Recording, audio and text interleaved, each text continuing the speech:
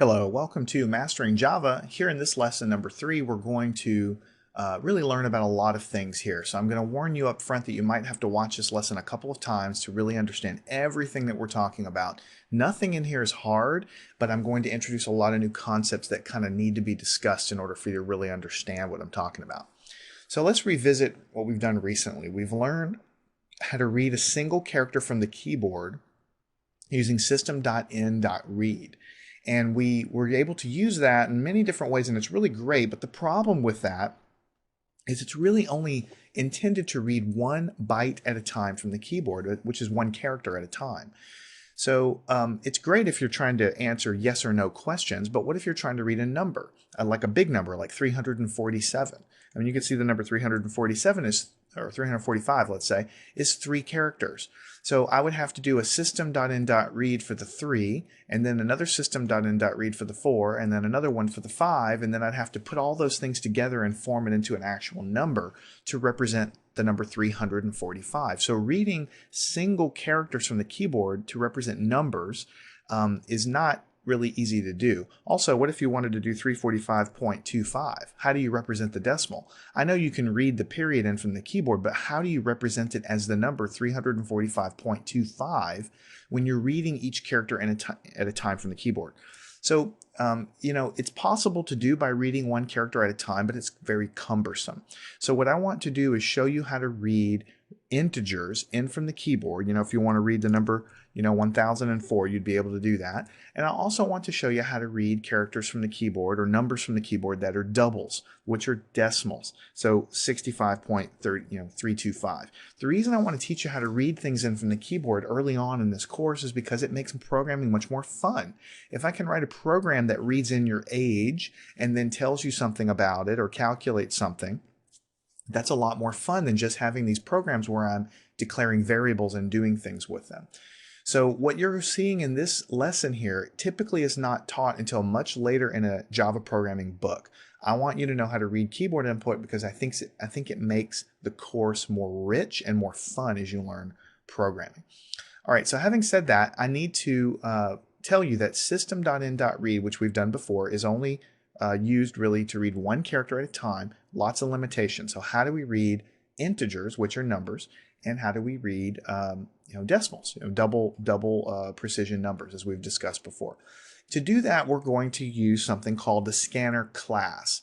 Now, I know that a lot of you probably have heard of the term class before in terms of object-oriented programming language. We haven't discussed what a class is really much at all. We've done a little bit of discussion, but not very much.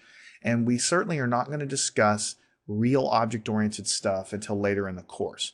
But the scanner method that we're going to use here, the scanner class that we're going to use here to read stuff from the keyboard, it is a class. So I have to show you at least a little bit of object-oriented stuff so that you'll understand and have at least some idea of what we're talking about. So in order to actually use the scanner class to read from the keyboard, before your class definition here, you need to type in import java.util.S. You see it's trying to tell me here, scanner. So I'll do scanner. And then you just put a semicolon at the end. All of the red disappears. Notice we have a little bit of a squiggly. If you highlight over it or hover over it, it says the import of Java util scanner is never used. Basically, in Java 5, which was quite some time ago, they provided the Java class called scanner. And that consists of lots of different methods and utilities used to read keyboard input that are much, much easier to use than system.in.read, reading one byte at a time. Much easier to use. It's very powerful. All right. But because Java's object-oriented, the scanner class is got some overhead to it I need to explain for you to understand.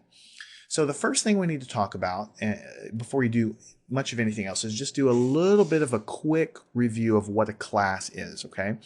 In Java or C++ or any of these other object-oriented programming languages, you need to understand what the concept of a class is. A class is a template. Say that to yourself. A class is a template. A class is a template. If I were going to make a template for a car, right, then I might want to specify that a car might have wheels, it might have tires, it might have a radio, So I might want to define a bunch of features that I think a car has. A car might have a top speed, etc. So if I were going to define a class called car, I might provision in there to define what the wheels might look like, what the tires might look like, what type of radio it has, what kind of top speed it has, and so on. But I'm not really defining a specific car. I'm defining a class called car, because all cars have wheels, and all cars have tires, and all cars have radios, well, almost all of them, and all cars have some kind of top speed that I can define. So instead of, when I'm writing my program, defining every single car over and over and over again, I might just define this template called car that has all these attributes that are common to all cars.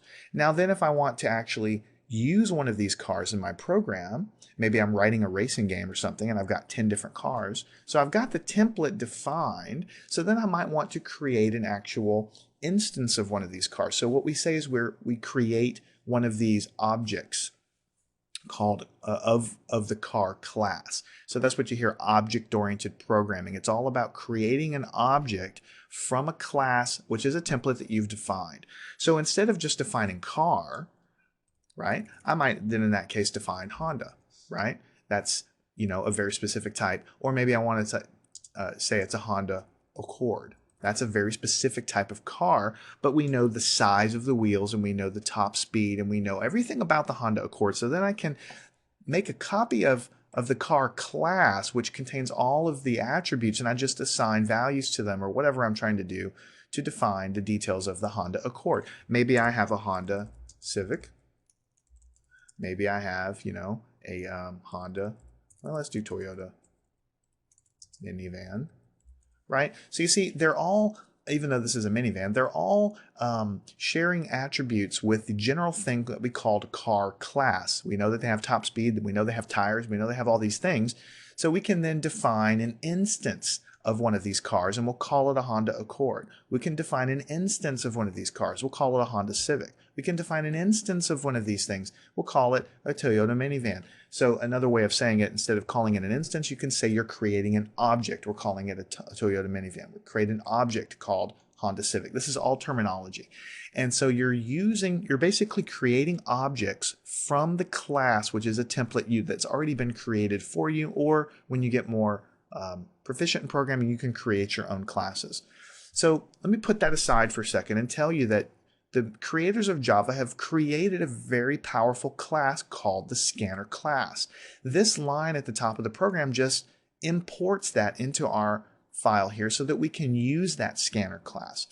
All right, so the first thing we want to do is create an instance of that scanner class so we can use it to read from the keyboard. Another way of saying that is we want to create an object from the scanner class so that we can then use it. And the way you do that in Java in terms of creating a scanner class, let me just type it all out and we'll talk about it. You type scanner, right? And you have to give it a name. Just like when you're doing an integer, you have to give the integer a name, right? So in scanner, we'll just call it keyboard input. Notice I have the K lowercase and the next word uppercase. That's pretty typical in Java. So this is kind of creating, if I just left a semicolon there, that would be kind of creating the basic idea of what we're trying to do of creating an object. But we want to do is we want to create a new scanner object. Whoops. And we'll put a semicolon there. And on the inside of the parentheses, what we need is system.in. All right, I'm done typing. All the red text goes away. This thing right here, every single time you use a scanner in order to read stuff from the keyboard, you need to have this line in the beginning of your main method. You'll also need this line up here. All right, so what it's doing is this is not just something that scanner uses. This is the way that you declare, and I should say that you create objects from classes in Java. So what you have is, this is the scanner class. This is the name of the object that you are creating. So this is the general class. This, in our previous example, would be Honda Accord. We would be calling it Honda Accord, or we'd be calling Honda Civic. Here we're calling it keyboard input because it's a specific object of what I'm creating that I'm going to use. So I'm creating that thing, but I'm got to assign something to it. So I'm creating a new scanner object, right? And this scanner object is reading stuff in from the default system.in, which is the keyboard. Some of this stuff can get a little confusing on the right-hand side because we haven't talked about constructors and other things in object-oriented programming language. But basically, whenever you create an object, the thing comes into existence with a constructor. So what happens is we're creating a new scanner object and we're telling the system to read stuff in from the default system.in. You know how we did system.out before when we do something like system.out.println. Well, the system.out is telling Java we're printing to the screen, right? System.in is telling it that it's coming in from the keyboard. It's the default input method. So just kind of get used to seeing this. This, you can kind of think of it, you know, how we do things like int, integer, age, and length. Maybe we create some variables called age and length. Well, this is the type of variable and this is the name. You can kind of think of this as the type of object, or in this case it's the class, and this is its name. And then so we create that and we have to set it equal to something, but in this case we're creating the new object. So the new keyword creates the new object of scanner type, and everything's coming from the keyboard. All right, I know that could be a little bit confusing. You need to get kind of used to seeing that because we're going to use it here every time we read from the keyboard. We're also going to use it later on when we do real object-oriented programming, which we haven't gotten to yet. I could just tell you, hey, type this in, but I'm trying to tell you what it is so that you understand it. Okay, so this creates our object called keyboard input to read stuff from the input from the keyboard using the scanner class that's provided in this guy up here. All right, so now we want to finally do something. So let's go ahead and put something to the screen, system.out.println. So let's read an integer in. That's the easiest thing to do. Enter any integer like this. So we'll do an integer there. And what we want to do, let's create an integer called test. We'll just call it test. So we've created an integer called test. We print something out to the screen, says enter any integer. Now we have to ask for the keyboard input to actually come in. So what we're going to do is we're going to use the scanner object that we've created called keyboard input to do that. Now, we've talked about the class. We've talked about creating a new instance of that class. This is the name of it, all right? Now, the other thing you need to realize when you create objects like this is they're going to have methods associated with them. When you create a class, you define methods that make sense for the class. In this case, we need some methods to read stuff from the keyboard. So the main method that we're going to use here is keyboard dot, or I should say input. This is the scanner object we've created, dot, and then we will say next int, like that.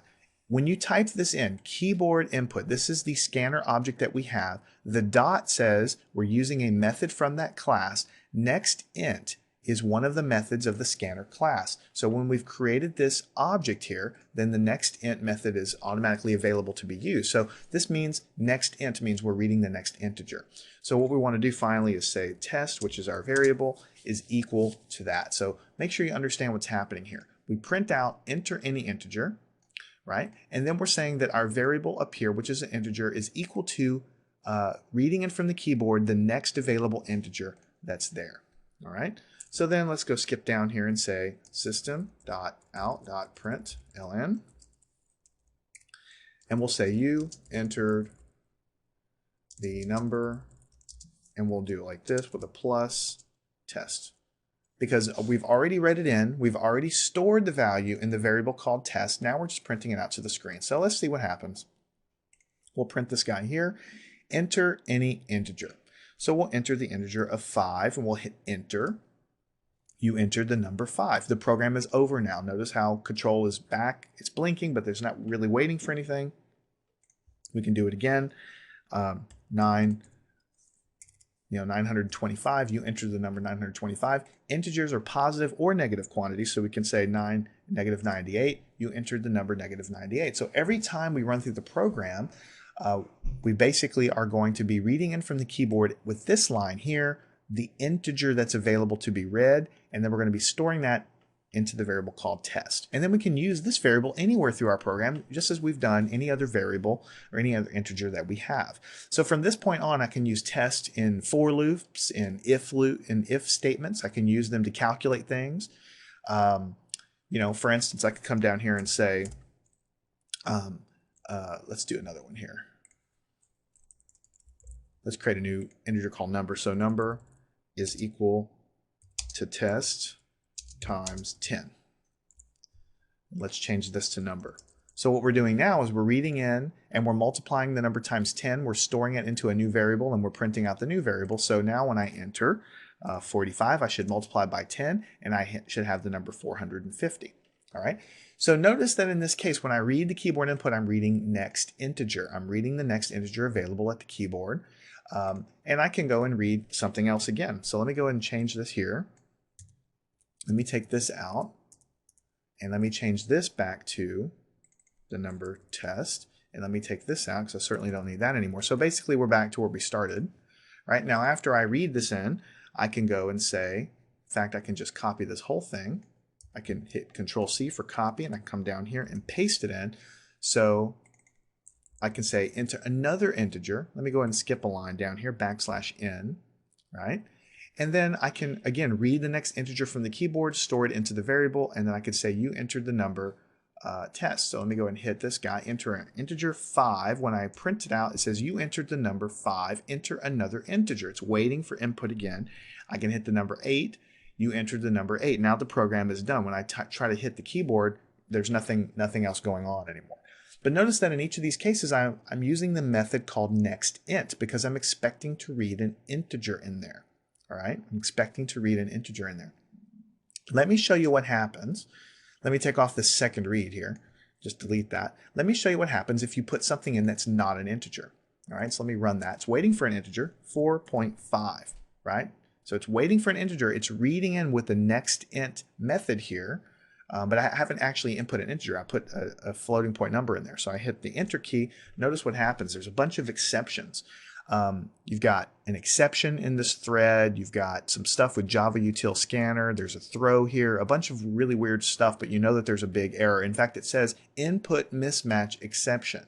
That's a big clue for you. Anytime you see an exception, it's telling you error. There's an error of some kind. And what happened is I lied in it. Basically, I'm using the method to read an integer, but I actually didn't give it an integer. That's a big problem. I'm going to show you how to fix that in a minute to catch that sort of error, but I wanted just to show you real quickly what it does. So that kind of begs the question, then how do we read decimals? How do we read double numbers, which are floating point numbers with a decimal point? Well, let me show you how we do that. All right. So let's change this. So we'll do, this is an integer number. Let me just do this. We'll change this, change the variable names, integer number, and then this guy will be integer number. So everything is basically exactly the same. I can enter 8 and I get 8 back, okay? I'm just changing it because now I want to create a double called double number, which is a decimal number, okay? And I want to show you how to read that in. So let me skip down a little bit here and show you how to do that. So then what we're going to do is do system.out.println like this. And then I'll have a quotation in the center. Let me skip down 2 lines and I'll say enter any decimal number. Double. Like that. All right. And then I need to read the keyboard input. So then I'm going to say, I'm going to store it into the variable called double number equals. I'm going to do the same thing again. I have a scanner object that we've called keyboard input. That's what I'm using to read all my keyboards. So I'm going to say keyboard input, but I don't want to read an integer. I want to read the next double. So that is a method in the scanner class. To read doubles, you use the method next double, and to read integers, you use the method next integer like that. So I've read it in there, and then I want to do system.out.println like this. You entered the double number, or I should say decimal just to make it clear. Decimal number, blah, blah, blah. And then over here, you just put double number because that's the number I'm storing in. So let's just see if that works. We'll hit this guy, enter any integer. So we'll hit 7. I entered the number 7. Enter any decimal number. So we'll do 4.5. Notice this time you entered the decimal number 4.5. All right. So the bottom line is when you know that you're reading integers, you need to use the scanner that you have created dot next int with the two parentheses. This is a method, which is like a little subroutine that it's calling, and it's reading the next integer in from the keyboard there, and then you can use it as needed. In this case, we're storing it into a variable, and then we use it as appropriate. Then when the next text says enter your double, we're not using next int. That's for reading integers. We're using the method called next double, which is also a method of the scanner class that's available to read decimals. So that's the most common times you're going to read keyboard inputs. When you're reading integers, I'm going to recommend that you use the scanner class, create your scanner instance there, and then read integers in like this, read doubles in like this. Now let me show you one more thing. Actually, let me put that back, undo typing. Let me show you one more thing that's pretty important, that's very useful. Okay, we said before, we can run this again. Right here, we're expecting an integer, right? Actually, let me just go ahead and start over here. We're expecting an integer. We put the 7 in. Here, we're expecting a decimal. We put a decimal in. But we've already said that bad things happen if we do what's not expected in the program. If I put a decimal in here, we get this error, basically, that kicks us out. All right? So let's take what we've done here off, like this. And let's fix that. So the read actually happens right here. What we want to do is only do this read if we know that there's an integer waiting at the keyboard. Then we do the read, right? So the way you handle that typically is you put an if statement there. And the if is going to be as follows. Integer, no, it's going to be keyboard input. This is our scanner class that we have. There's another method called has next integer. Notice that the N is capitalized and the I is capitalized, but the H is not. Notice it's trying to tell me that it's Boolean, which means it returns true or false. So this is a method. If it returns true, then we do it. Make sure you understand what's happening. So we print the guy, it says enter an integer. Then it says if keyboard input, the method called has next int is called. If there is an integer there, then it's going to return true. And if that happens, then I do the keyboard input, assign the value to the variable. If this returns false, then nothing happens. So let me hit save and go ahead and do this guy. And you can see I have an error here. So let's go back and look and see what it's complaining about. We have a red underline here. When you hover over it, it says the local variable integer number may not have been initialized. Anytime you see something that hasn't been initialized, then just assign the variable a value of 0. We can delete this for the time being. Assign a value of 0 just because what's going on here is we are using the variable here, but it's inside of an if statement. This is a single line if statement. So Java doesn't really know if it's ever been initialized. So let's go ahead and initialize it for it. We'll go ahead and hit run here. Enter any integer. If we actually enter an integer properly, then this if statement will evaluate to true and we'll read it in. So it behaves exactly as we expect. However, if we now come down and hit 4.5, which is wrong, then the program just terminates. Basically, it doesn't terminate. What happens is this if does not evaluate correctly, right? It evaluates to false. So we never read anything from the keyboard. We already have a value of 0 stored in this variable, so then we just fall through. We bounce over this if effectively, and the program stops. So this if statement here, right before your scanner input, is very common. I suggest that you get in the habit of doing that. As we showed before, you don't really have to do it. If you're confident that you're typing in integers, then all you really need is this. If you're confident you're typing in decimal numbers and you're using next double, then you can, of course, use that. But if you want some sort of error trapping to prevent, problems, then you really need to use this if statement here, there. So I'm going to put a comment up here just to kind of show you the important methods here. The important methods here is inside of the scanner class is next integer. This one reads the next integer from the keyboard, right? The next one that we've talked about is next double. This reads the next floating point number from the keyboard, right? And then the next one that's very important is has next integer. This one returns true or false depending on if there's an integer there or not. We're just using that one here. There's also a complement for this one called has next double. And that checks to see if there's a decimal number there. So we can change this guy around to show you that right here. Let's just go ahead and change this guy. We'll change this to be a double. We'll change this guy to be a double, right? Just to change the names a little bit. Enter any decimal number, all right? If keyboard input dot has next double, that's what we're trying to do, double equals true, then double number is going to be equal to the keyboard input, but not next int. We need to be reading the next double.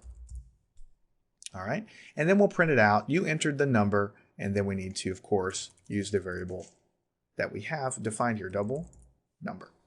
Let's make sure this works. So we'll go ahead and hit this guy. If we put 4.5 in, then we get out what we expect to put in. So what we expected, because we typed in a number there, a decimal point there. So make sure you understand this. There's a lot of stuff in this section that is kind of hitting you hard and heavy, and I understand that. And I wrestled for a long time with how to approach this. A lot of books don't even show you how to read anything from the keyboard until way later, because they try to teach you all about objects and classes and a lot of overhead just to be able to do something, in my opinion, pretty simple to read something from a keyboard. The bottom line is when you're reading from a keyboard, you need to remember these three things. The first thing is you need to import javautil.util.scanner. That's going to give us access to the scanner class, which has already been created for you. Then the first thing you want to do inside of your main method is create an object of type scanner, right? This is just like creating something of type integer or something of type float. It's an analogy. It's not quite the same, but it's very similar. So we put the scanner keyboard in there. So that's telling Java, hey, we want to create something of type scanner. We want to name this, and what we're going to do is associate with that a new scanner object. In this case, we're reading in from the keyboard, so this needs to be there as well. So now that we have this scanner object defined, and this is the name of the keyboard input, we can access all of the methods of the scanner class that's already been created for you. So in this case, the way you access those methods is you put the name of what you've created, dot. The dot says, hey, I'm going to access a method that of the type that I have in this class. In this case, has next double is going to be a method that just looks at the keyboard and says, is there a double there or not? If there is, then true. Return true. If not, return false. So we're checking to see if there's a double at the keyboard. If it's true, then we'll read that keyboard input with the method called next double, and we'll assign that to this variable that we've created. So this is really all you need. I mean, you could eliminate this if you really wanted to. As you saw in the beginning, all you really need is this to read the keyboard input, and then you can do whatever you want with it. This is just trying to catch error. So in most of my examples, you'll probably see that I have this there. Just keep in mind that this is doing the real reading end of what we have. Once we have this keyboard input read as a double into a double variable, we can do anything we want. Here we're printing it to the screen. We can multiply, divide it. We can do whatever we want. We can put it in if statements and so on there. So make sure you understand this, and then go off into the examples or I should say the exercises, and try to do them yourself, because you really need a little bit of practice with learning how to use the scanner class. It's not hard to do. Really, you just have to put this line in. You need to create your scanner object there, and then after that, you just use it to read the keyboard input, and you can really create rich Java programs to really enhance your learning when you can create a program that reads from the keyboard and then do things with that input. You're going to learn a lot more than if you're just writing these static programs that are just declaring variables over and over and over again. So make sure you understand this, do the exercises, make sure you understand how the exercises behave, and then follow me on to the next lesson where we will continue learning Java.